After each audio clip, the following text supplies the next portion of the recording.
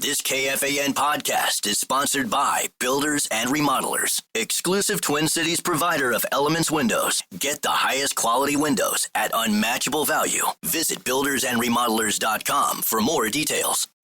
Time is precious, and so are our pets. So time with our pets is extra precious. That's why we started Dutch. Dutch provides 24/7 access to licensed vets with unlimited virtual visits and follow-ups for up to 5 pets. You can message a vet at any time and schedule a video visit the same day. Our vets can even prescribe medication for many ailments, and shipping is always free.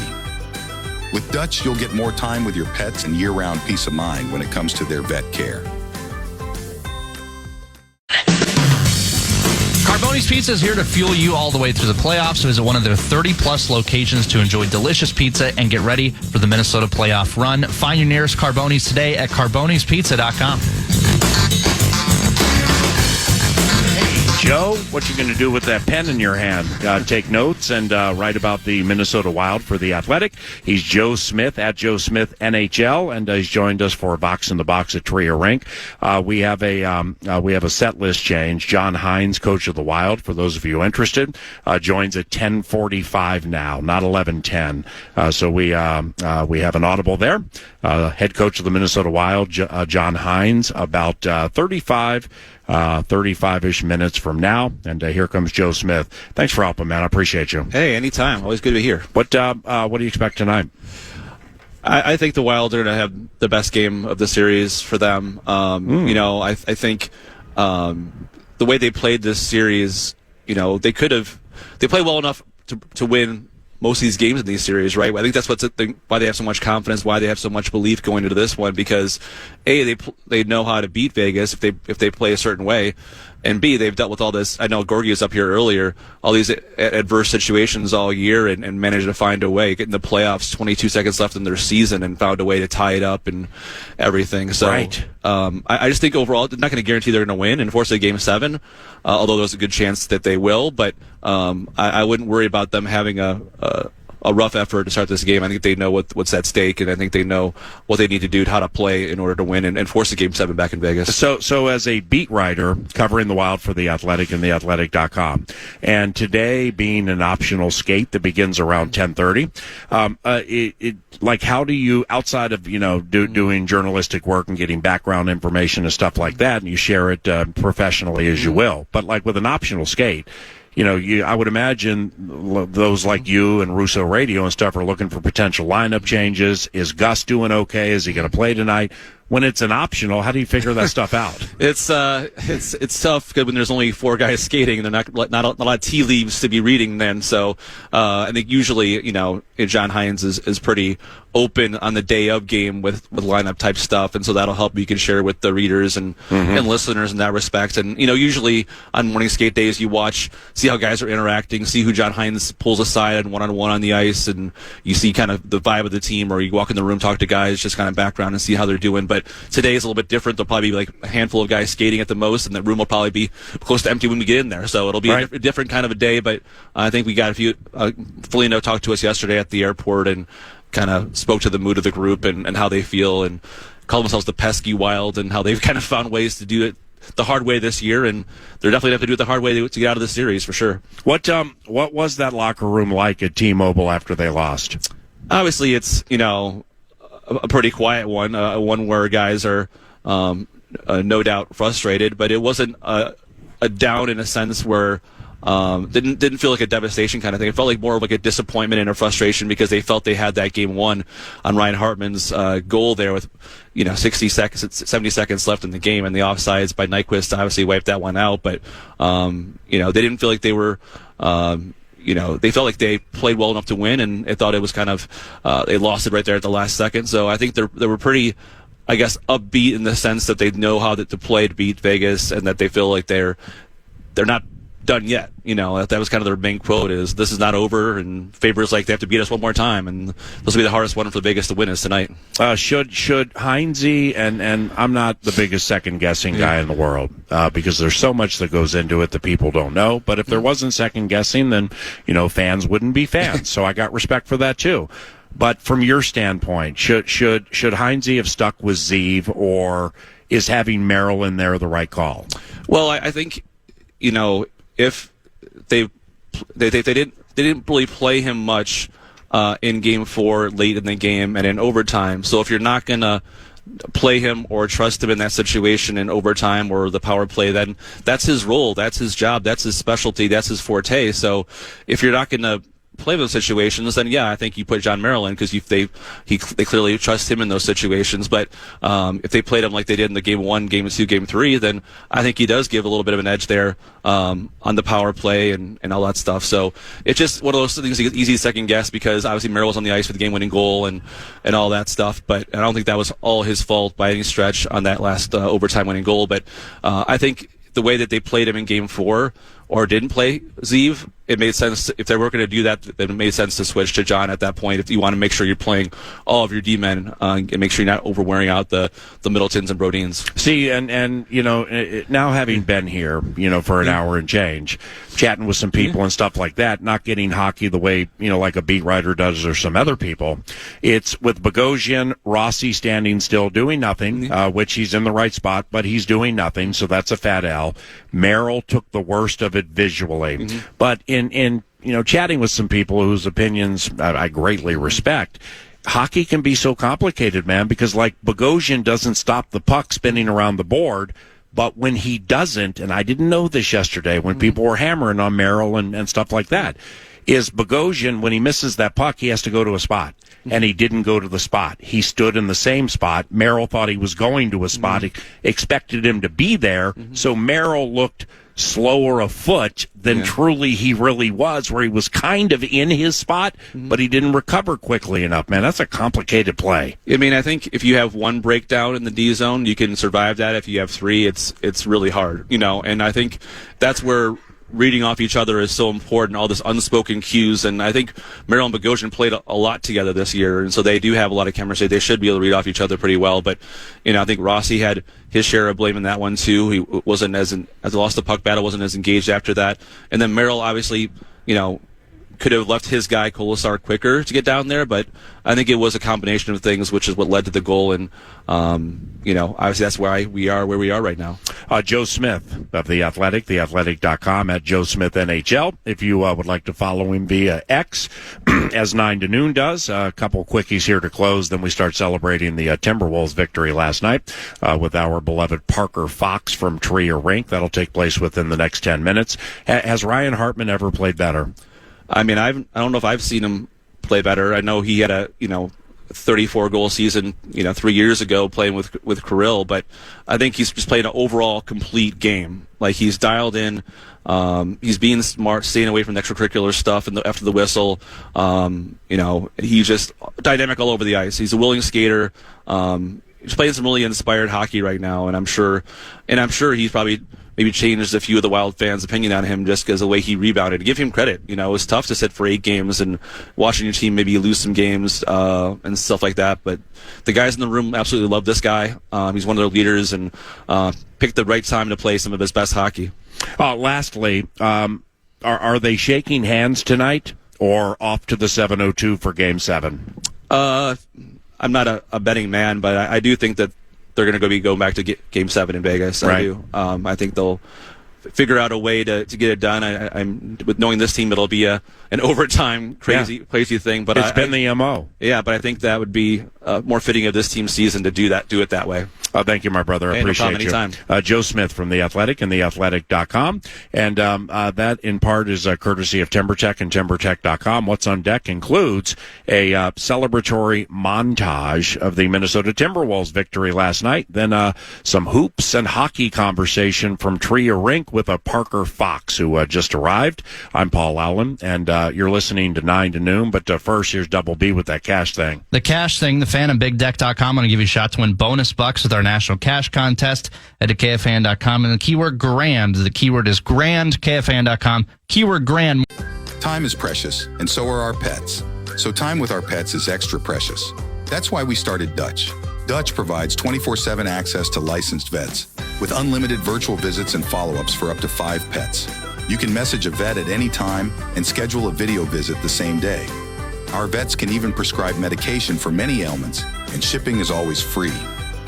With Dutch, you'll get more time with your pets and year-round peace of mind when it comes to their vet care. Or from the Vox Box. John, man, what a wonderful night for the Minnesota Timberwolves. Despite putting it mildly, some topsy-turvy play in that game at Crypto.com. You know, the Lakers, they have some functioning clomp ability to them in the first place. I mean, not the fleetest of foot when it comes to getting up and down the court. Now all of a sudden we got Maxi Kleber playing for the first time. Wonderful time to dust him off. It was a strange game last night to a certain extent, but it's a game where the Timberwolves won, and they move on to round 2 to take on the winner of the Golden State Warriors and Houston Rockets series. And we paused from Box in the Box for a little bit. John Hynes, coach of the Wild, joins about 20-25 minutes from now. But Parker Fox, elite basketball and emerging elite hockey mind, has joined us for Box in the Box. Follow him via Twitter, if you're so inclined, at Parker Fox 24, and we greatly appreciate him stopping by. What does a certain Timberwolves player have in common with these, known as the 7 original wonders of the world? Colossus of Rhodes, Great Pyramid of Giza, Hanging Gardens of Babylon, Statue of Zeus at Olympia, Temple of Artemis at Ephesus, Mausoleum at Halicarnassus, and Lighthouse of Alexandria. Those are the 7 wonders of the world. I think Stifle Tower's become the 8th wonder of the world. Holy Stifle moly, Tower, baby. let's go, boy. What man. about Rudy Gobert last night? Just like flexing and just saying, going copyright Kirby Puckett on it, being like, boys, jump on my shoulders. I'm going to get us home. Oh man, I love that one, man. That was excellent. I don't know how you knew all that. Your 7 wonders of the world information. Okay, now look, it's none of the information was capped, and you know that there's something on the internet called Google, which is fire. Some would say it was 100. So I Googled original 7 wonders of the world. There you go. To set it up to Rudy Gobert being the 8th wonder of the world with the what do you have, 24 and 25, something like that? He had 25 and 20 at least. He's actually the only ever Timberwolf beside Kevin Garnett to have 25 and 20 in a playoff game. Kevin Garnett did it 3 times, but Rudy Gobert does it last night. But what an awesome way hold to on. do it, too. You're a surrogate, so I'm not here to upstage my surrogates. However, I'm going to amplify what you just said and take it a step farther. You ready? Yeah.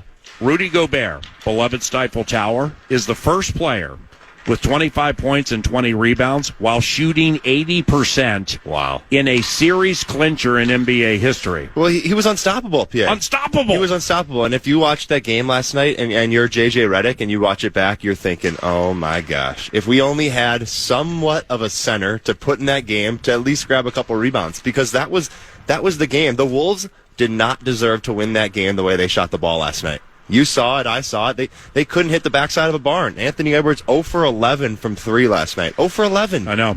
And a guy that's kind of solidified himself as a top premier shooter in the NBA, Steph Curry-like. And he goes 0 for 11 from 3, but we still end up winning the game because Rudy Gobert showed out, 27 points, 24 rebounds on 12 of 15 shooting.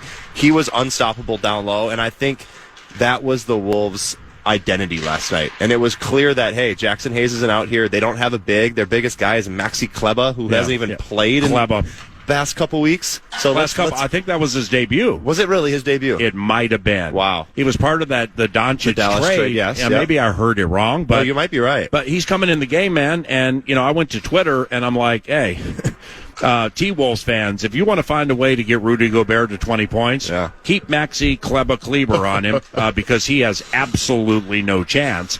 But good work by JJ, right? JJ Redick. Seriously, the Lakers scored 16.9% of their points in the fourth quarter. That's the lowest percentage by any team in a playoff series in NBA history in fourth quarters of games. Yep. So you got that, and when I say good work by JJ, and I think you and I talked about it a little bit on Monday, man, is when you play the same 5 guys for the final 24 minutes of a game. Yeah. In being a person who absolutely knows human nature gets to win personally and professionally, if I'm Gabe Vincent if I'm Goodwin, if I'm all those bench guys, well, when I go into the game last night, I'm like, I mean, bro, do you really want me in? Yeah. You know what I mean? It's just 100%. that there, and it kind of played out last night. It did, and me and Max talked about it on the pregame show as well. We talked about, when you're in this situation as a bench guy, like Jordan Goodwin, like Gabe Vincent, and you're thinking to yourself, hey, like, coach is tripping, you know what I mean? Yeah. Like, forget about this guy. Let's go to Cancun. We can't win anyways. And then it gets proven to you in the fourth quarter. The Lakers scored 16 points in the fourth quarter. To end a Game 5, a series, you score 16 points, and half of that reason is because they're so damn tired. Right. Luka was beaten up with that. Who knows if that back was a true issue or if it was just fatigue and tiredness, but you saw it from LeBron, you saw it from Luka, you saw it from all their guys. Dorian Finney-Smith ended up fouling out because they didn't have anybody to go to. The fatigue, the energy.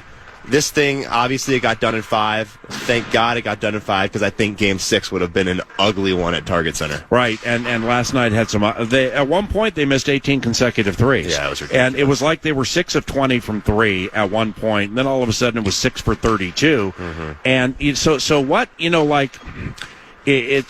in his postgame press conference was like paraphrasing. We're missing open shots. Yeah. So it's not like people are getting their Caitlin Clark logo chuck on, and just trying to throw it up to get something going. They were missing open shots that were part of the fluidity of the offense and or the scheme. Yeah. But when it keeps happening like that, what's the read there? I mean, do you pull it back? And what do you do? Yeah, it's tough because if you watch the way the Lakers were kind of set up defensively, and this is from an analytical schematic kind of standpoint, they really wanted to keep things in front of them, and Anthony Edwards made that difficult. I thought he didn't make shots last night, but he played excellent. His decision making, his passing ability, the way he set up Julius Randle for some things, and the way he set up Rudy Gobert for some things as well. And Julius Randle actually said it in his post-game presser. There's nobody in the world that can guard Anthony Edwards one-on-one. Right. Okay, that's great. Now, if you're not finishing well around the rim, what can I do to make points happen, make things happen? Pass the ball. Find Rudy. Find DiVincenzo. Find your shooters and Naz Reid and Jaden McDaniels. And that's something that Ant was able to do last night, especially, and you see it with Rudy Gobert there with 27 points and 24 rebounds. When you have somebody inside the paint like that, that's rebounding everything, it gives you that freedom to go in there, make plays, and hey, if I'm not making it, then Rudy's right there to clean it up. So, I don't know. The three-point shooting, it doesn't scare me. I actually put out a tweet last night. I said they're saving all our makes for next series, right? So you're not wasting them. But, no, I think this Wolves team has been such a great shooting team all year. They've led the playoffs up until last night in true field goal percentage on standstill catch and shoot shots at 72%, which is a really high percent for standstill catch and shoots. Well, you come to talk about hockey and Elias Sports Bureau breaks out. Seriously. No, that was a terrific piece of analytics you deliver right there. But you know better than anybody, man, because you've heard it.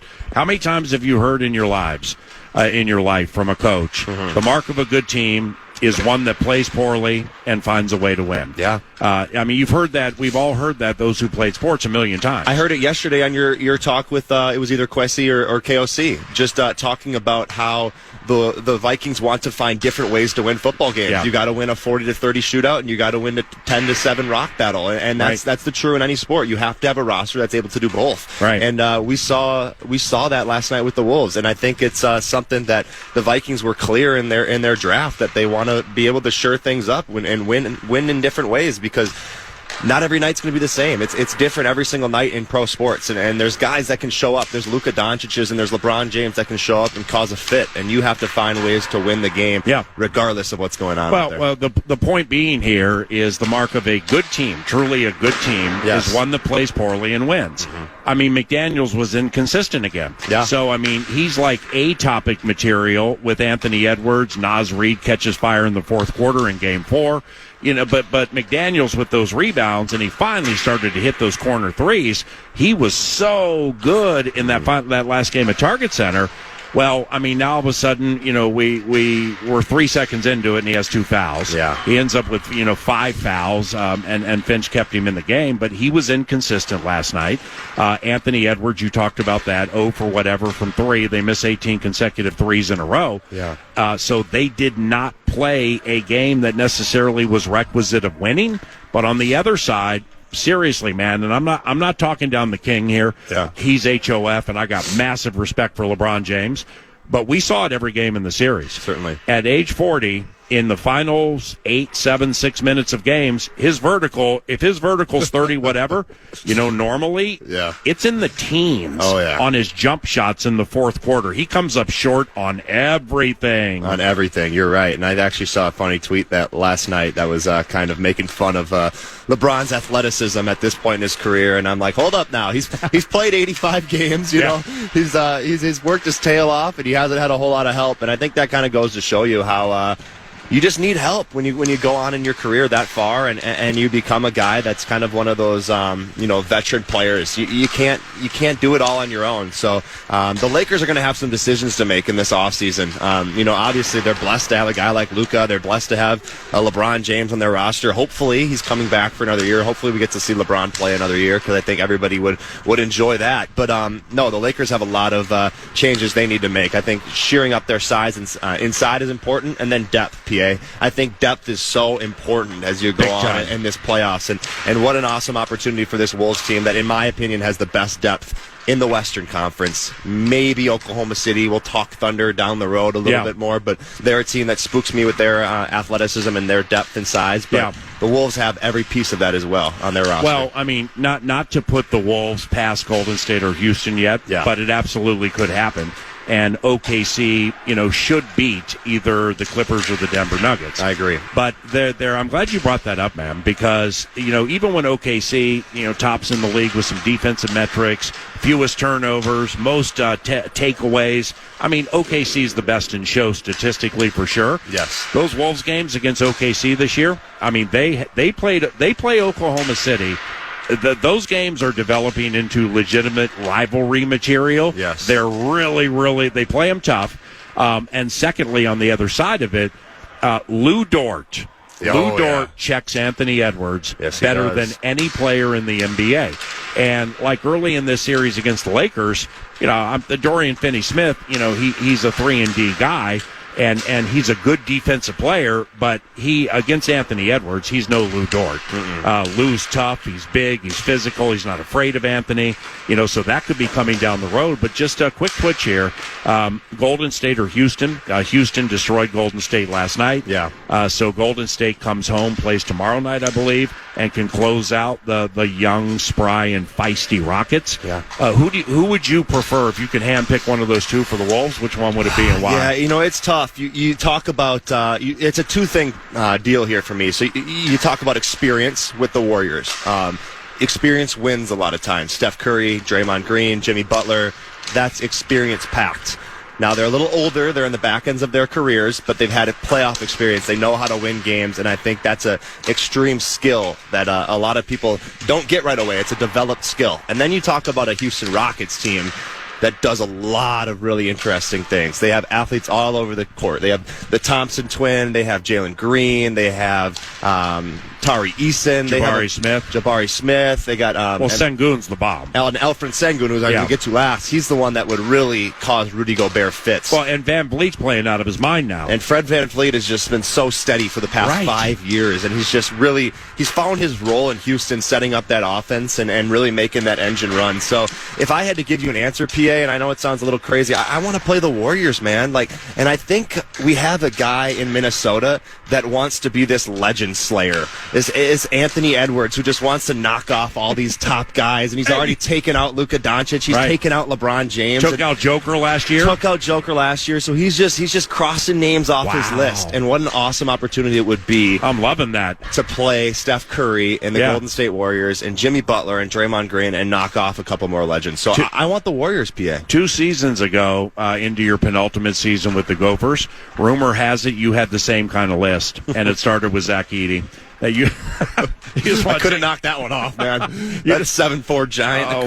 Could have knocked him off, man. All right, John Hynes, coach of the Wild, about 10 minutes from now. Then Parker's going to return at 11 o'clock to continue this conversation. We've had some audibles to the old set list today, but if the coach has to change his time, then 9 to noon moves everything for said head coach. With with JJ Redick, and it's his first season as a head coach. Shoot, Finchie coached him like 6 years ago, so he's not that far removed when they were together in New Orleans. He's not that far removed from playing and or podcasting. It's low-hanging fruit to pick on J.J. Redick because of the way he handled that press conference and walked out of it and kind of acted like a child at the end of it, quite honestly. But, I have nothing personal against J.J. Redick. I wish him nothing but success during the course of his career. I think he needed this playoff run. If he's self-aware and if his pride factor is not 10 of 10 high, and he's like a finger pointer or like blames everybody for everything, then he will improve from this, because it's, he comes out and we're going to isolate Luka against Rudy, and trust me, guys, it's going to work. And then Luka shoots 1 of 7 from 3, and they just stop it. Then we're not going to play our bench in Game 4 and then expect them to think I take them seriously, care about them, or love them in Game 5. And That's true. Look what happens. Nobody can play. Well, and finally, he singled Julius Randle with Austin Reeves the entire series. Now, granted, they don't have a lot of people who can guard some of the bigger guys. But the modus operandi there to me seemed to be that we know we're going to let Julius get his, and we're not going to double him. But we're going to be able to do some stuff with our pieces to hopefully shut some other people down. I mean, that bit blew up in his face. It did. In games 4 and 5 because Julius was so freaking aggressive last night. Holy cow, was he aggressive last night. I love him on this team so much. So do I. But Redick just kind of needed this year, don't you think? Yeah, I think it's tough because you look at a guy like JJ Redick and you think, his transition into coaching is going to be seamless, right? Like, he was such a great NBA player. He understood the game at a high level. He had the podcast where he's drawing up X's and O's with LeBron, and things are going really well. Right. But then you get in the moment and you come up against a team like the Timberwolves and Anthony Edwards, who have been there before and know what they're doing as well, and it becomes a kind of eye-opening, like, holy crap, like, this is what it is, man. And it's not every year. It's so rare to be in a situation of winning every single year. So I think JJ's going to be fine. You saw Brian Windhorst say last night that JJ Redick kind of coached in an immature way.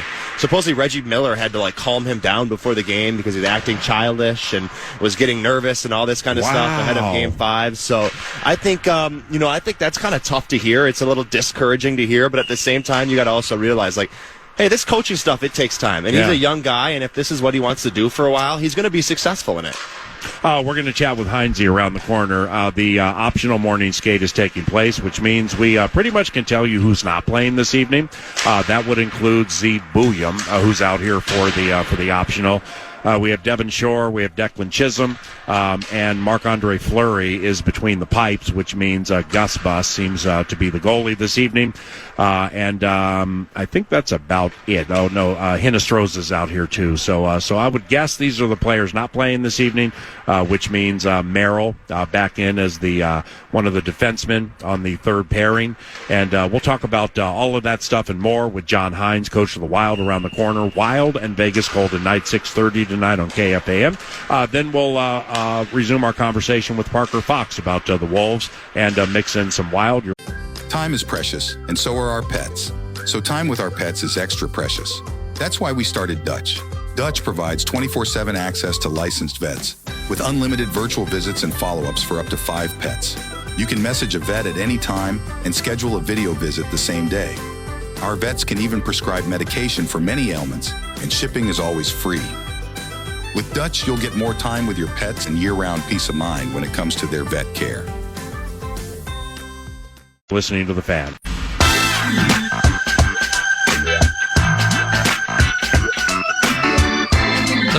The Fan and Sucut Manufacturing bring you Fan on the Farm. Starting May 19th, PA and Nordo will be taking your tractor talk backs. Once again, each day, one farmer will be chosen to receive a Sucut prize pack, including a Carhartt cooler and a Brewmate Growler canteen. Get full details now. KFAN.com/farm.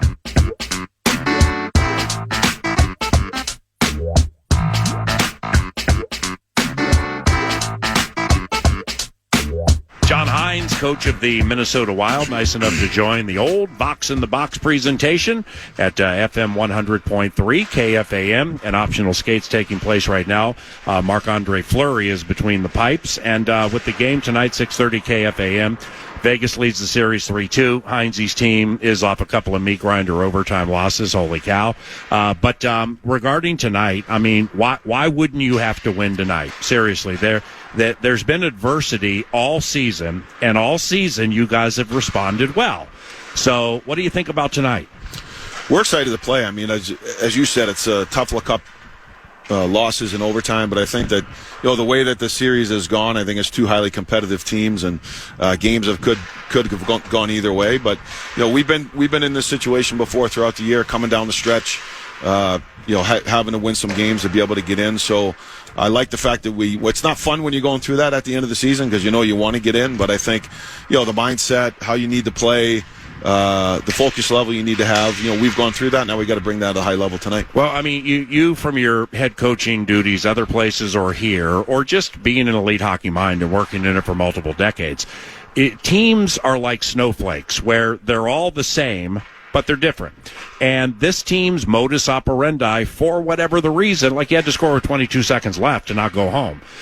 So obviously trailing 3-2 in a series is not preferred. But look at, if you didn't have the offside by 5 inches, then that would have fit perfect into the modus operandi of the team this year. But nevertheless, that happened. And when you lose the way you lose in that game with Howden scoring the goal, is like if mistakes were made on that play, do you watch film with those guys, or do they know what they did wrong and it's like water under the bridge, or you just dust off the breezers and come back out and try better next time? Yeah, they know what they did. I mean, they come back to the bench, and even after the game, a couple of them popped into one of the assistants and wanted to rewatch it. So they know what it is. I think early in the year when you're teaching things and things aren't as automatic, unfortunately, there's going to be mistakes in the game, and that was one at not a good time for us, obviously. But guys know what they need to do. But in the playoffs, you need to take the lessons from it, and you do need to move on quick, win or lose. Is Gus feeling better? And was he throwing up on the locker room floor? Was it really what happened? Yeah, he is feeling better now. But yeah, he was sick during the game. Yeah, well, Marc-Andre Fleury is here for the optional skate, so the belief is Gus will play tonight. That's the plan. Excellent, good. Hopefully he's feeling better. And off those last two super contentious and emotional games where you lose them both in overtime, do you expect the guys to come out firing tonight? Like what are you going to be looking for in the early stages? Because we've said this before, we've shared this before. Human nature gets to win too, and that last loss, it seemed, I wasn't there, but it seemed like to be a shell-shocking kind of loss. So what are you looking for early tonight? I really just the mindset of our team coming in ready to play from a competitive aspect of it. Playing fast, being highly competitive, but also focused. You need to be able to execute the structural things, the tactical things that we feel are going to give us the best chance to win. I think when you see the combination of that, getting off to a good start is going to be important for us. You said last week 9 to noon, and you've been quoted saying this, that when it comes to lineups in the playoffs, it's a game by game situation. So I see the players who are out here now, and any lineup changes tonight that you can share. Not at this point. There might be a tweak. There might not be. We're just, kind of came in this morning and just making sure that, the health of guys and finalizing a couple things, possibly, or there could be no changes. We'll make that decision shortly. Williams out here at the optional. When he becomes a healthy scratch, how did he handle it? Because they all handle it differently. Mm-hmm. Z was good. He's a young guy. I think he's got good awareness but like any player, I think if you communicate with them and tell them, why and what you're seeing and have a conversation with him, it always helps. But he handled it really well. I think he's in a good spot. How do you get them? And I mean, this is kind of a rhetorical question, but how do you get them to stay out of the box? I mean, how do you get them to stay out of the box? How do you preach that? Because they know it, but I mean, obviously that situation has been a little difficult at times. Yes, it's an awareness thing. It's something that we do talk about. Part of playing smart is not putting yourself in difficult situation with numerous penalty kills. One was a puck over the glass, which was, there's a detail in that we got to come down on the puck, not up on the puck. It's just awareness, and for the most part, we've been really good at it. We have to be aware. Good sticks, smart sticks. You can't be reckless with it. You got to check with your feet. Just the little details of the game from that perspective, but we have good habits with it. Yeah. We need to make sure we have them tonight. With the first period the other night, a couple of nights ago, it and correct me if I'm wrong here, but it got a little racehorse hockey like, and then you come back second period, third period, Flower didn't face a shot, I don't think, for 13 and a half minutes, which was really cool. But if it's going too fast for you, if that's not your preference, how do you construct it to slow things down and make it more congested, maybe giving the road team a better chance to win?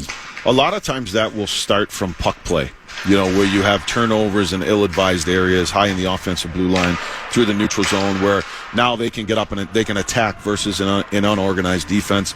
Other parts of it, too, if it gets in racehorse hockey, that, maybe as you're entering the offensive zone, if there's no plays off the rush, are you putting pucks to areas where you can be connected to be able to put pressure on them?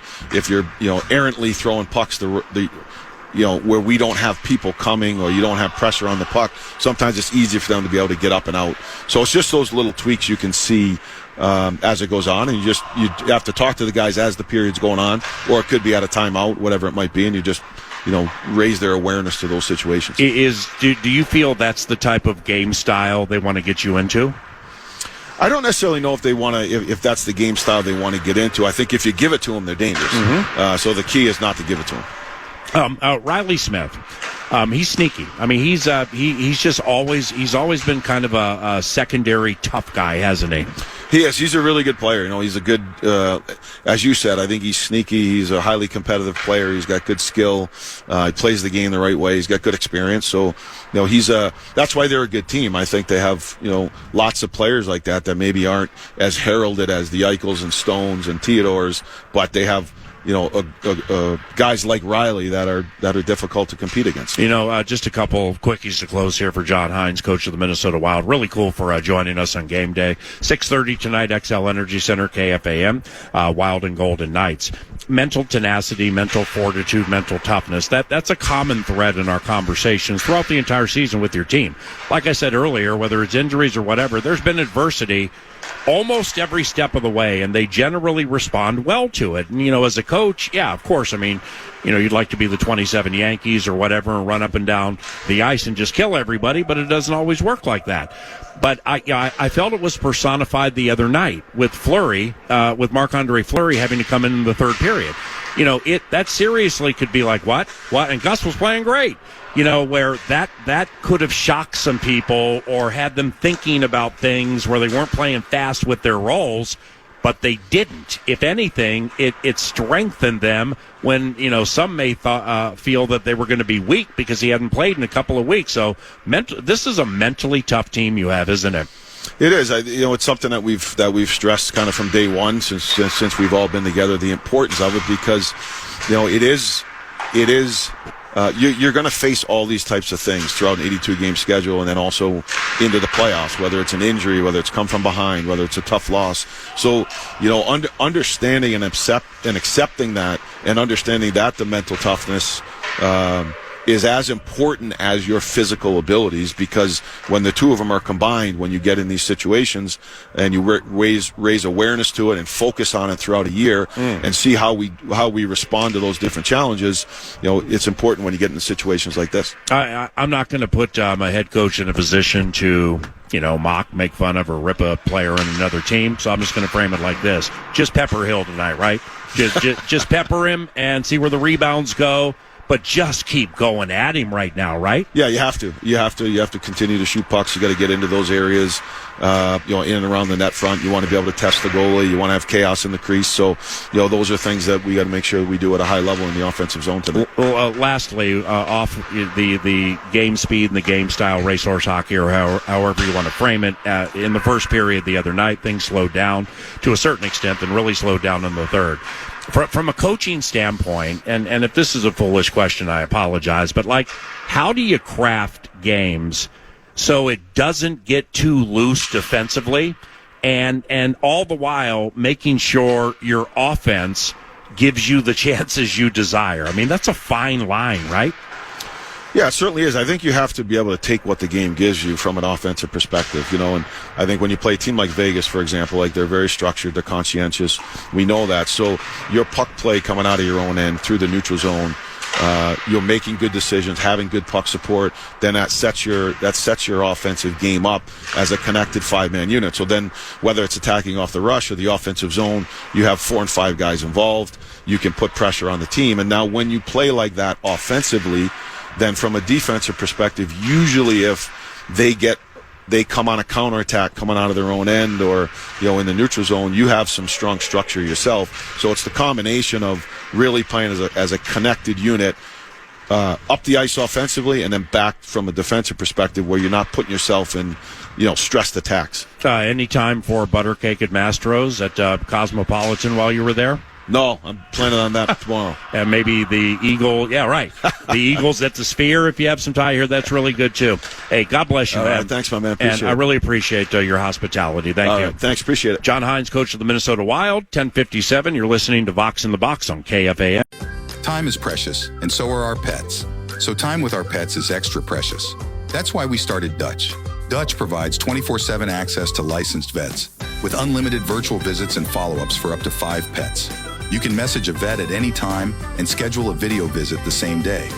Our vets can even prescribe medication for many ailments, and shipping is always free. With Dutch, you'll get more time with your pets and year-round peace of mind when it comes to their vet care.